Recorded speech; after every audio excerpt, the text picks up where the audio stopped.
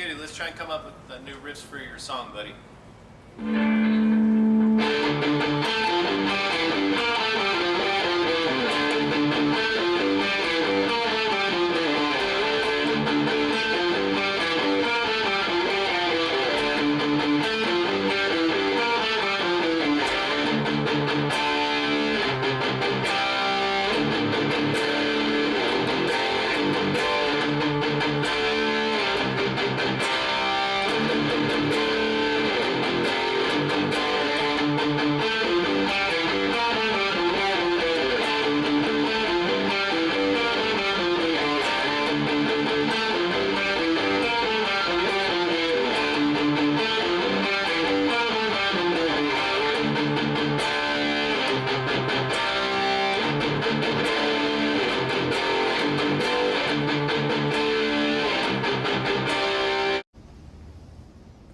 Okay guys, so I'm going to bring you an October update because Mama Mouse wanted you to see that we're not just sitting on our butts doing nothing, that we're actually getting a lot of work done.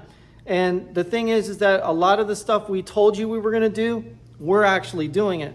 So right here, I'm going to show you the pieces that we're working on and give you some information on exactly where we're going next.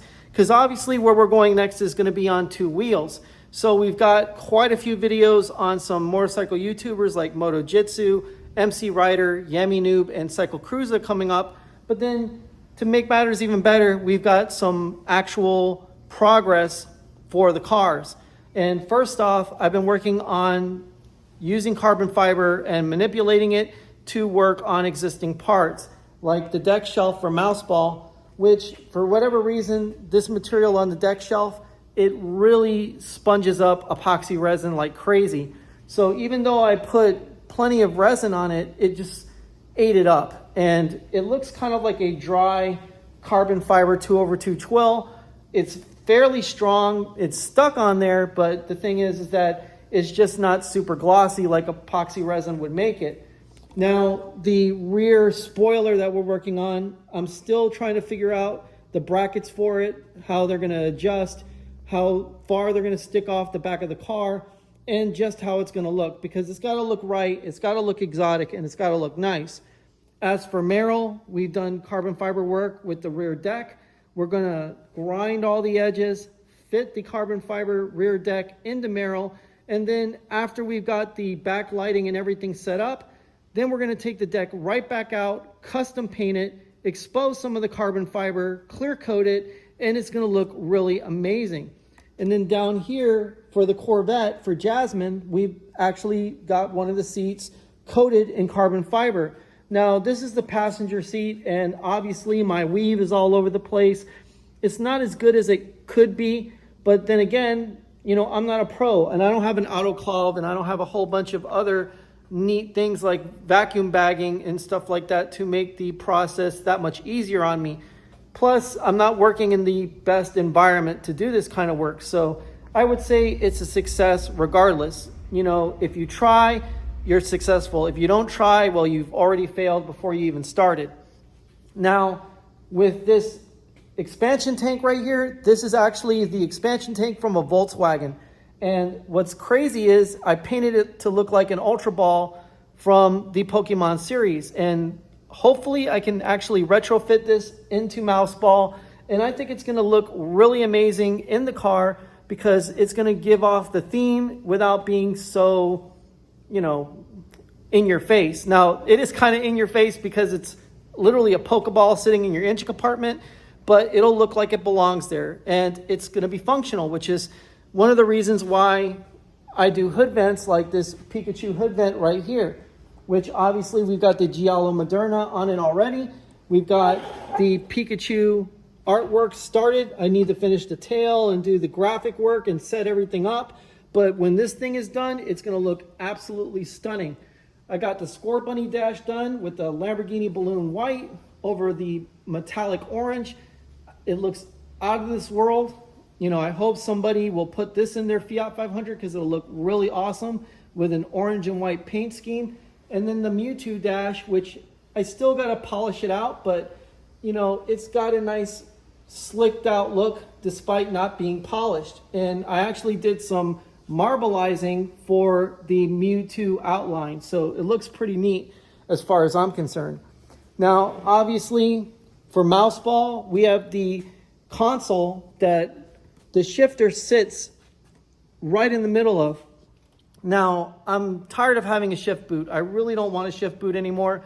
You know, shift boots look nice, but honestly, I want something that'll make Mouseball stand out from the crowd.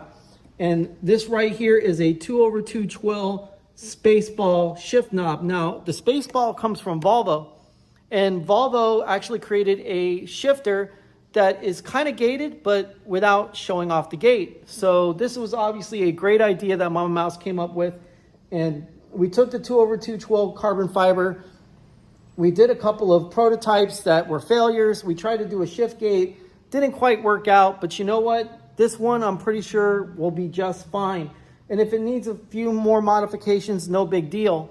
But regardless, it's clear coated. The paint's still wet, but it's super glossy. Did the Italian flag on there. And there's the cover, which is again, the Ultra Ball to go with the whole theme that we're doing with Mouseball. And then finally, this cheap helmet that, believe it or not, was literally 35 bucks from Amazon. It's DOT compliant, which means it's a legit helmet. Doesn't have the yellow strap, so it doesn't have the Snell rating. But regardless, I mean, I think it came out pretty fantastic, if you ask me.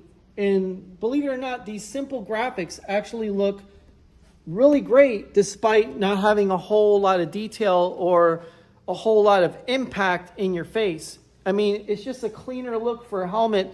And you know what? Most people on motorcycles are looking for a clean look. They're looking for something exciting and something that will grab attention, but not be so overbearing that it will drive your eyes crazy.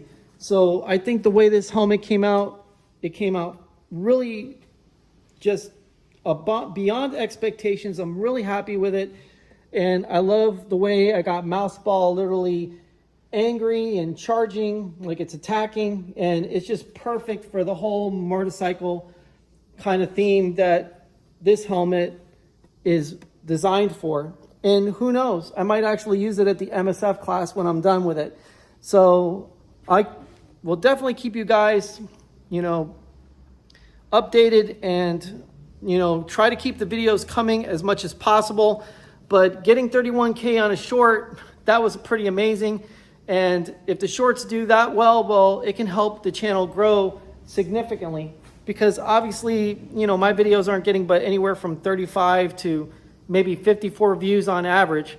So I still make the videos, and even though I've got a lot to learn when it comes to editing and making the videos more entertaining, when you're actually juggling a real life job and so many projects all at once, 3 cars and now possibly a motorcycle, well, it's not easy. And then trying to keep up with everybody, it's pretty hard as well.